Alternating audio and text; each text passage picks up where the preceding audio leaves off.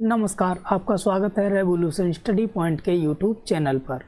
और दोस्तों, आपने अनुपात समानुपात का प्रैक्टिस तीनों कर लिए थे और आपने पीडीएफ डाउनलोड करके एक बार क्वेश्चन जरूर लगाए होंगे। ठीक, आज हम लोग नया टॉपिक स्टार्ट कर रहे हैं, द्विघात समीकरण, जैसा कि आपको थंबनेल पर दिख रहा है भाई। ठीक है, तो अच्छा बात करते हैं इसका द्विघात समीकरण का यूज कहाँ होता है, क्या मतलब है, एग्जाम में ये क्वेश्चन क्यों बनाए जाते हैं, टॉपिक मैथ में क्यों रखा गया है भाई। देखो, द्विघात समीकरण को इंग्लिश में क्या बोलते हैं, क्वाड्रेटिक इक्वेशन। ठीक, द्वि कहने से पता चल रहा है द्विघात।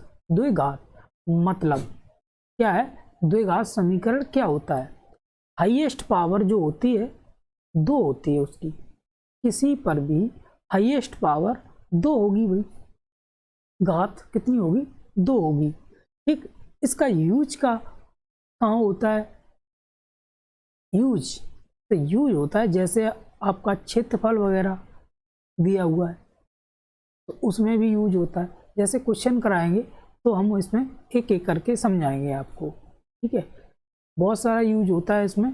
अब बात करते हैं द्विघात समीकरण का जो व्यापक रूप होता है वो क्या होता है, जनरल फॉर्म, जिसे स्टैंडर्ड फॉर्म भी बोलते हैं भाई। ठीक, वो क्या होता है, क्वेश्चन कैसे बनते हैं, ये सभी हम आज डिस्कस करेंगे। देखते हैं कितने पहुंच पाते हैं, कितनी विध से की जाएगी वो भी बताएंगे। ठीक है, तो हेडिंग बना लो भाई, क्या समीकरण, द्विघात समीकरण क्या होता है। सबसे पहले यही दिमाग में आता भाई, तो लिख लो आप, द्विघात समीकरण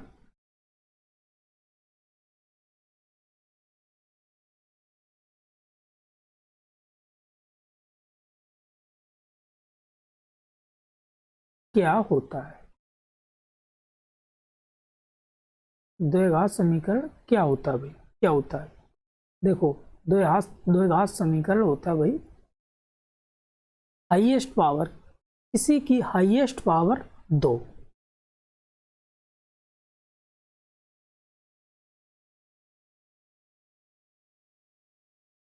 दो हो, उसी को हम द्विघात समीकरण कहते हैं। ठीक, अब बात करते हैं हम लोग व्यापक रूप। इसका व्यापक रूप क्या होता है, व्यापक रूप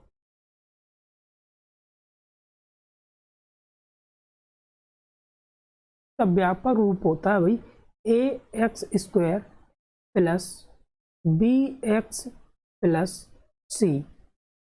इतना अगर लिख के आ जाए तो ये क्या पॉलीमर हो जाएगा, पॉलिनोमियल जो थ्योरम वो होती है वही, और ये लग गया बराबर जीरो, तो ये बन गया भाई द्विघात समीकरण।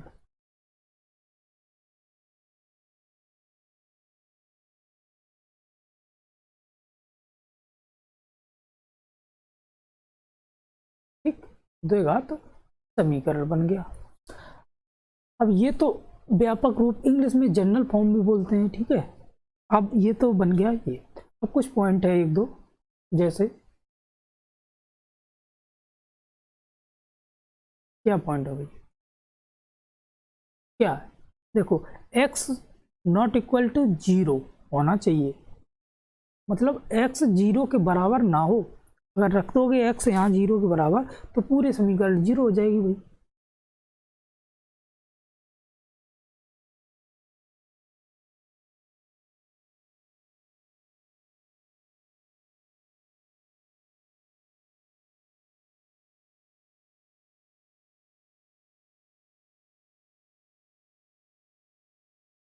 ठीक है, तो लाइट चली गई थी भाई, कोई दिक्कत नहीं। देखो, तो क्या हुआ, x not equal to zero, ये फॉर्म होनी चाहिए, तो ही ये व्यापक रूप आपका माना जाएगा। जैसे बात करें, एग्जाम्पल देख लो, एग्जाम्पल आप देखोगे तो क्या हो जाएगा भाई, 4x² प्लस 5x प्लस 7 बराबर जीरो। तो ये क्या हो गई, ये क्वाड्रेटिक इक्वेशन है। अब इससे कंपेयर करोगे, x का कोफिशिएंट ये देखो, एक 4 है, b 5 है 80 7 है। तो आप ये समझ गए। ठीक, अब बात करते हैं आगे। आगे बात करो। अच्छा, द्विघात समीकरण को हम लोग कितनी विधि से कर सकते हैं, कितनी विधि से मतलब इसमें हल कर सकते हैं। तो देखो, हेडिंग बना लो, क्या हेडिंग बना लो, द्विघात समीकरण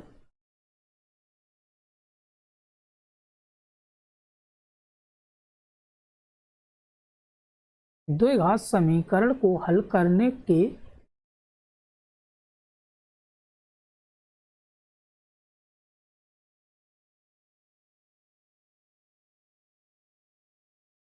की विधि। ठीक, कौन सी विधि?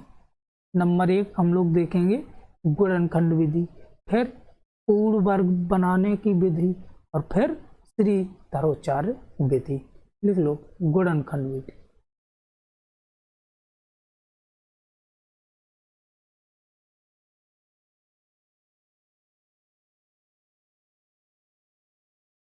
दूसरा देखेंगे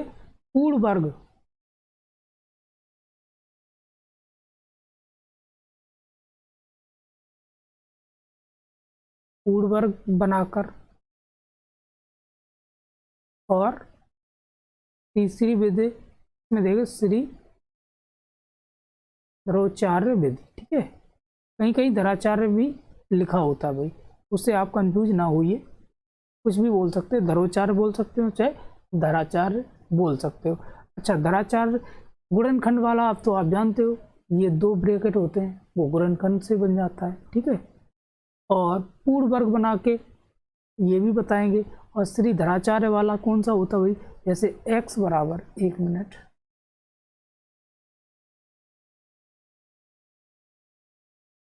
माइनस बी प्लस माइनस क्या,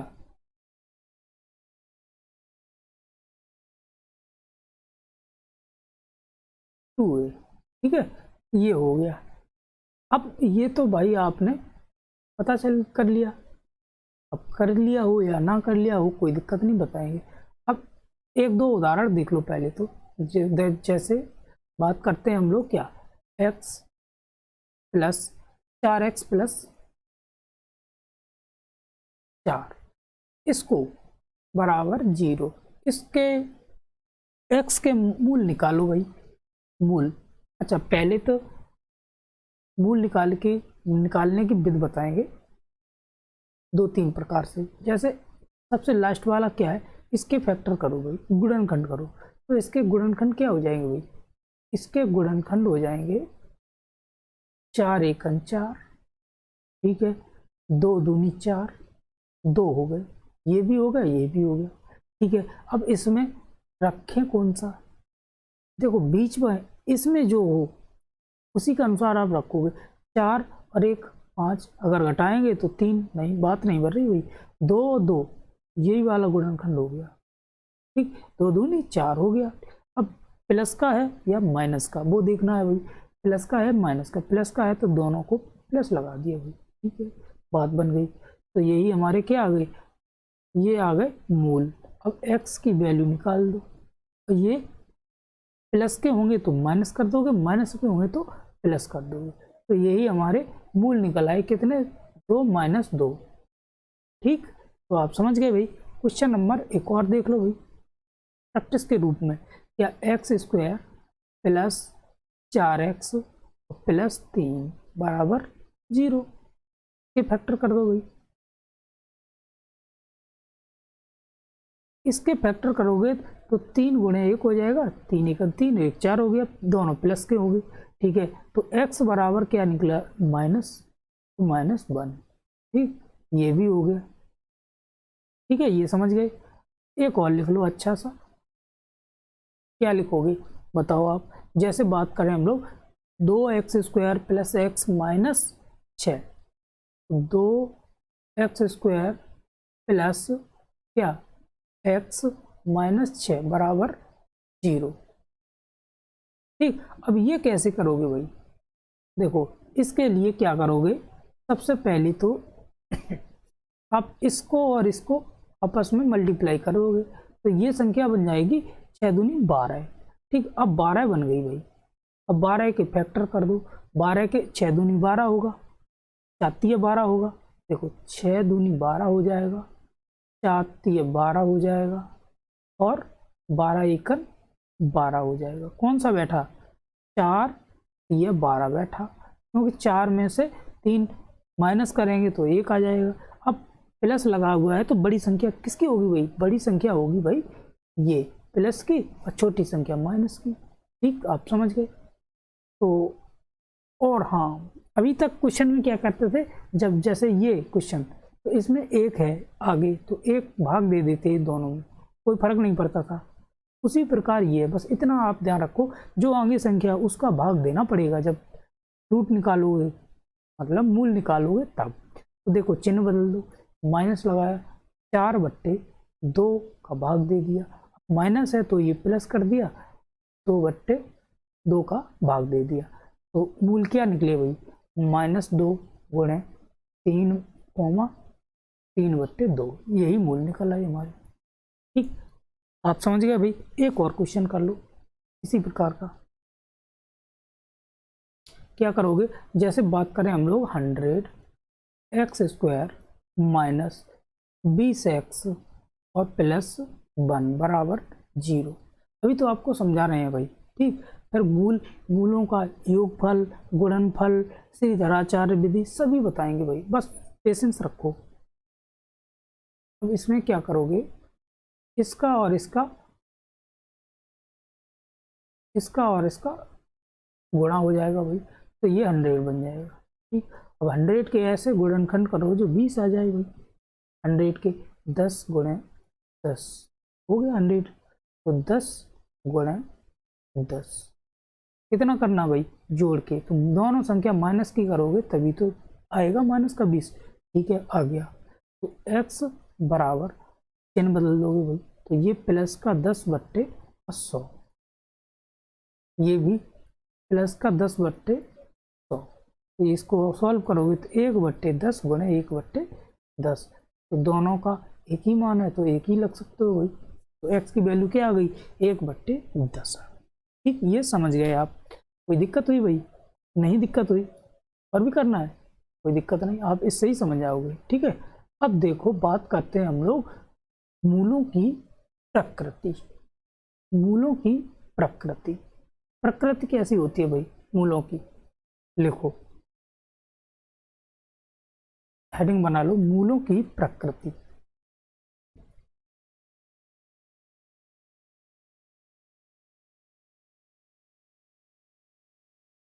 मूलों की प्रकृति। अब मूलों की प्रकृति की बात करें तो व्यापक रूप समीकरण का क्या होगा भाई? व्यापक रूप स्टार्टिंग में आपको बताया था भाई, क्या? ax² plus bx plus c बराबर 0, यही तो बताया था। ये हो गया मूल रूप। ठीक है, मूल रूप। अब इस समीकरण का हल क्या होता है? हल क्या कहते हैं भाई? इस समीकरण का जो हल निकलता है उसे बोलते हैं मूल। इसी को तो बोलते हैं मूल, बस ये याद रखो। ठीक है, अब मूल निकालने के लिए आप ये फॉर्मूला अप्लाई करते हो, कौन सा? -b plus minus √b² minus 4ac पूरे के बट्टे 2a। ठीक, यही तो करते हो? ठीक है, करते हैं। अब बात आ गई भाई, ये क्या चीज है? ये इसको क्या बोलते हैं? देखो, इसको बोलते हैं हम क्या? b² माइनस 4ac को हम लोग बोलते हैं का मान क्या होता है भाई? क्या होता है? इसे बोलते हैं विवेचन। ठीक है, विवेचन। ठीक, विवेचन बोलते हैं। अब निकालते कैसे? देखो, b² माइनस 4ac बड़ा होगा 0 के या फिर बराबर होगा। ठीक, और ये हमेशा क्या होगा? पॉजिटिव होगा। क्या है? पॉजिटिव होगा भाई। ठीक, जैसे बात करते हैं हम लोग √16 का, इसका ही निकाल दोगे, रूट निकल आएगा। लेकिन इसका -16, ये इमेजिनरी नंबर है, इसका नहीं निकलेगा। ठीक, आगे देखो, जैसे बात करें हम, 1 मिनट, बोर्ड हैंग कर गया भाई, बोर्ड हैंग कर गया भाई साहब। हाँ बहुत सही, आ गया। देखो अब इसमें कुछ कंडीशन है भाई, लिख लो कंडीशन। क्या लिखोगे? कंडीशन।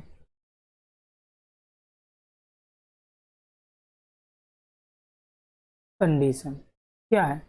पहली कंडीशन है भाई, पहली कंडीशन क्या हो जाएगी? जैसे बात करें बी, पहली कंडीशन लिख लो आप कलर चेंज करके,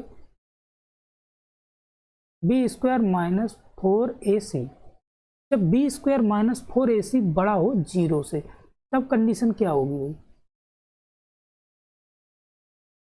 तब कंडीशन होगी हमारी, 1 मिनट, तब कंडीशन बनेगी भाई क्या? ये बनेगी, बनेगी मूल वास्तविक होगा। क्या होगा? वास्तविक होगा। मूल कैसा होगा भाई? मूल वास्तविक होगा।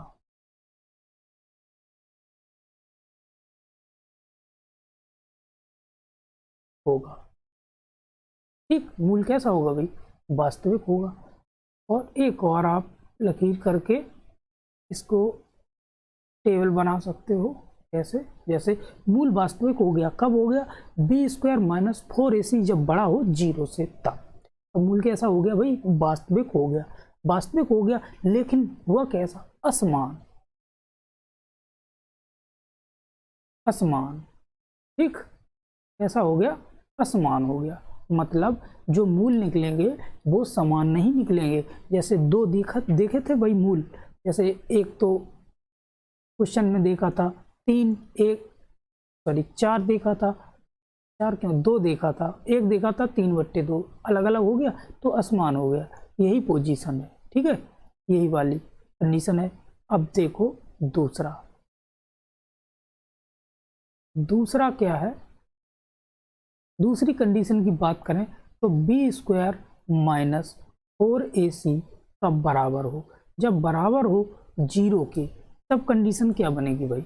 जब बराबर हो 0 के तब कंडीशन बनेगी मूल वास्तविक तो होंगे, मूल वास्तविक तो होंगे लेकिन समान होंगे। ठीक है, लिख लो मूल वास्तविक,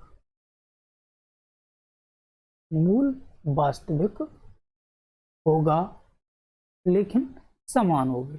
मूल समान होंगे। कैसे समान होंगे भाई? देखो ये बताया था 1/10 और 1/10, यही समान हो गए भाई, क्योंकि एक्स की वैल्यू यही तो निकाली थी, इसमें एक्स की वैल्यू ये निकाली थी, बस ये समझ गए आप, समान हो गए। एक कंडीशन और है, क्या आप कंडीशन लिखोगे? देखो कंडीशन है आपके सामने, b² - 4ac अब बड़ा होगा कि छोटा? छोटा। 0 बड़ा हो जाएगा और ये छोटा हो जाएगा। मतलब छोटा कैसे होगा? माइनस का आ जाएगा तो छोटा हो गया। ठीक है, तो देखो, तो कोई वास्तविक मूल नहीं होगा इस कंडीशन में, कोई वास्तविक मूल नहीं होगा, कोई वास्तविक मूल नहीं होगा।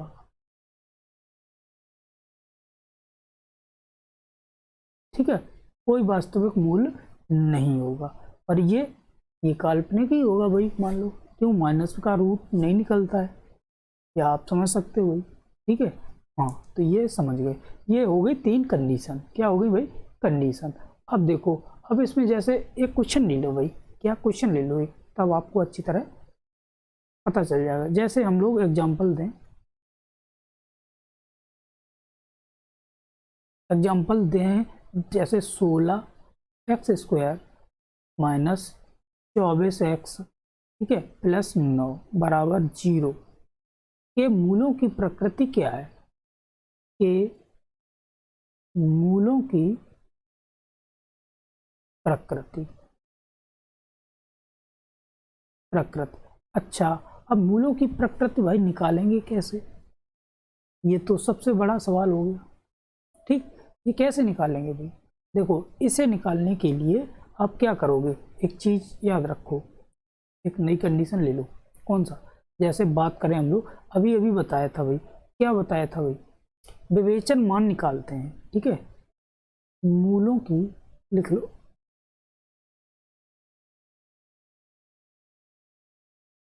देखो, मूलों की प्रकृति निकालने के लिए लिख लो, मूलों की प्रकृति निकालने के लिए क्या करते हैं भाई, विवेचन मान निकालते हैं। विवेचन मान निकालते हैं। कैसे भाई?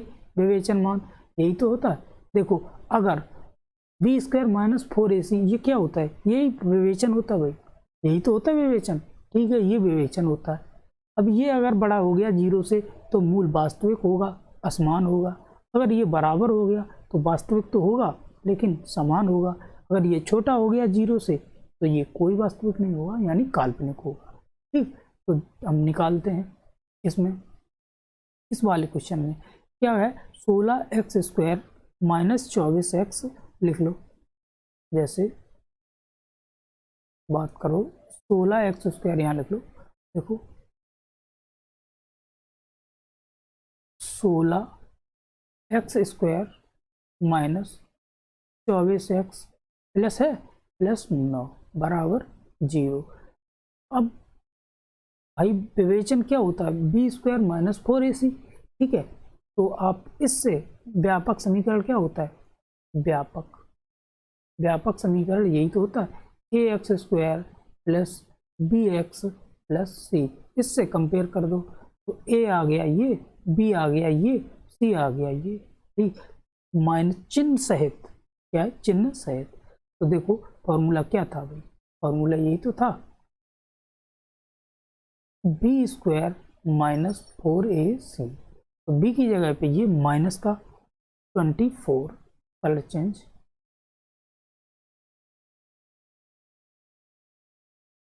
माइनस का 24 का होल स्क्वायर, माइनस का 4 गुणे ए की वैल्यू 16 और सी की वैल्यू 9।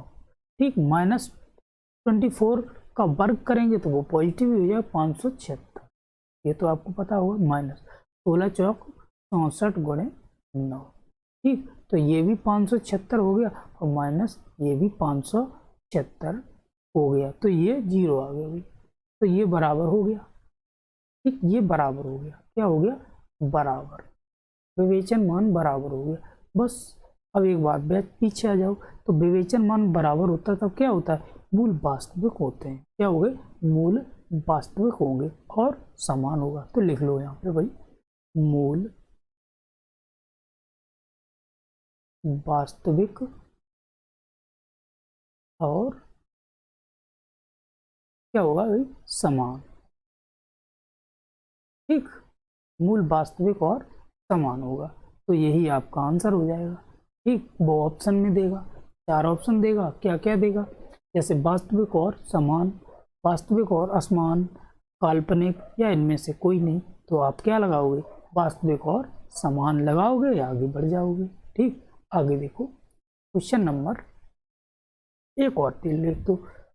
अच्छा, अगर पहले विवेचन का मान निकालते हैं, क्या करते हैं भाई, पहले विवेचन, उसके बाद, अब विवेचन क्या होता है, बी स्क्वायर माइनस 4ac बराबर जो भी हो। ठीक, अब देखो आगे, अगर आगे देख लो, अरे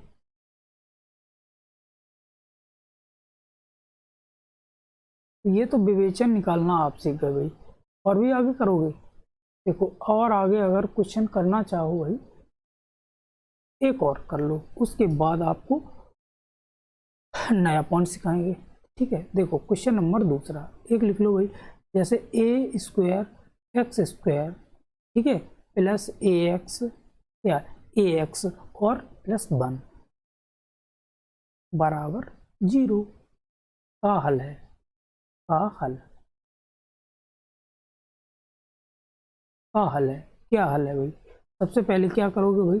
सबसे पहले निकालोगे विवेचन मान। ठीक है, लिख लो विवेचन, सॉरी विवेचन कह रहे, यहाँ पीछे क्या कहा? विवेचक है भाई। ठीक, विवेचक।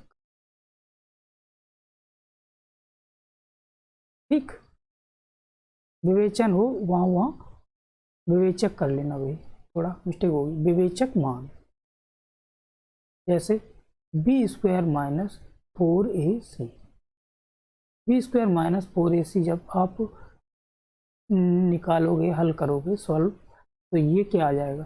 बी की जगह पे ए स्क्वायर हो गया माइनस 4, ए की जगह पे ए स्क्वायर हो गया और सी की जगह पे 1 हो गया। ठीक, तो ये क्या हो गया?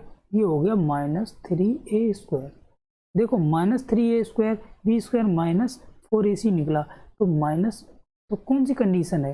ये कंडीशन है भाई, यही तो कंडीशन है। बी स्क्वायर माइनस 4ac छोटा है 0 से, तो क्या होगा? कोई वास्तविक मूल नहीं होगा। ठीक है, तो कंडीशन बनी बी स्क्वायर माइनस 4ac छोटा है 0 से, यही कंडीशन बनी। ये कंडीशन बनी तो मान कैसा हो गया भाई? मान काल्पनिक। ठीक, काल्पनिक हो गया। काल्पनिक ना बोलो तो बोल सकते हो भाई वास्तविक नहीं होगा, वास्तविक नहीं हो सकता। ठीक, आप समझ गए। आगे आ जाओ। जैसे बात करते हैं √-25, तो इसका आप रूट निकाल सकते हो? नहीं निकाल सकते हो। अगर 25 हो तो निकाल सकते हो, 20 हो पॉजिटिव में तो निकाल सकते हो, कुछ तो आएगा, लेकिन माइनस का नहीं निकाल सकते हो। ठीक है, अब देखो आगे, अब क्या है? अब देख लो मूलों का योग। ठीक, हेडिंग बनाओ भाई, हेडिंग बना लो भाई, मूलों का योग, मूलों का योग। क्या होगा भाई मूलों का योग? -b/a। ये कब होगा? व्यापक समीकरण। क्या है? व्यापक रूप समीकरण का यही तो है। ए स्क्वायर एक्स, सॉरी, ये होगा ax² plus bx plus c बराबर 0। ठीक, ये होगा। अब ये तो मूलों का योग हो गया। अब देखते हैं मूलों का गुणनफल। मूलों का गुणनफल c/a, ये हो गया। ठीक, तो आप समझ गए, ये माइनस जरूर लगाना भाई। तो ये व्यापक समीकरण ये है भाई। ठीक, अब मूलों का गुणन योगफल ये हो गया -b/a और गुणनफल c/। ठीक है, अब एक क्वेश्चन ले लो भाई, क्वेश्चन लो जैसे 2x² प्लस, माइनस कर लो, -x और प्लस 5 बराबर 0 के मूलों का योग, मूलों का योग निकालना भाई। तो भाई निकाल दो मूलों का योग। क्या होगा भाई? व्यापक समीकरण ये होगा, देखो यही तो होगा, ax² plus bx plus c। इससे कंपेयर कर दोगे तो मूलों का योग,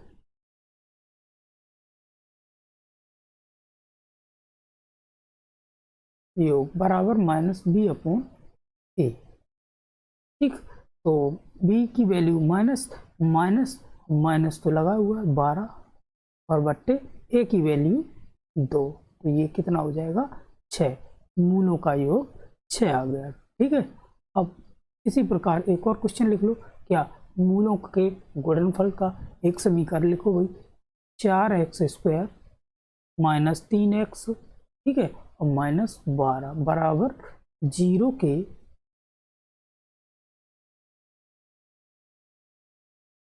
मूलों का क्या, मूलों का गुणनफल।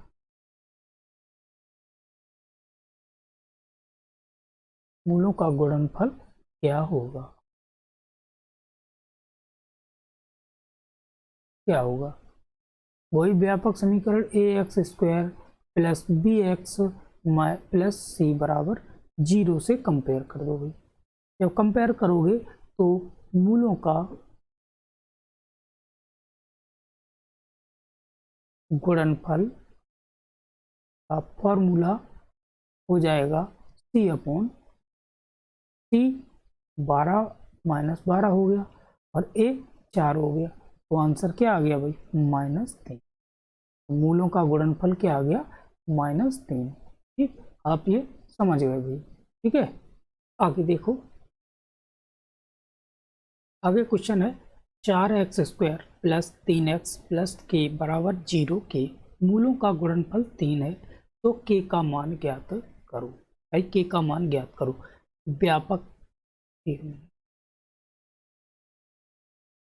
व्यापक रूप क्या है भाई,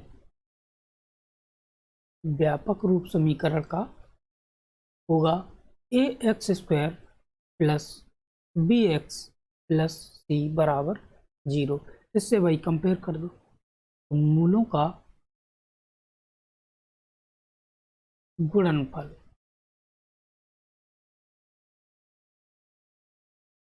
मूलों का गुणनफल बराबर c/a। तो c/a कितना, 3 दिया हुआ है। ठीक, तो c कितना है भाई, देखो c है k और a है 4 बराबर 3, तो k बराबर 12। ठीक, तो यही हमारा आंसर हो जाएगा। कोई दिक्कत हुई, नहीं दिक्कत हुई। और दोस्तों एक दो टाइप और रह गए हैं, जैसे श्रीधराचार्य विद वगैरह जो होगी हो, तो हम लोग क्या करेंगे उसमें कंप्लीट कल के वीडियो में देख लेंगे। ठीक है, तो हम लोग आज की क्लास यहीं समाप्त करते हैं और कल फिर मिलेंगे टाइम से। जय हिंद, जय भारत।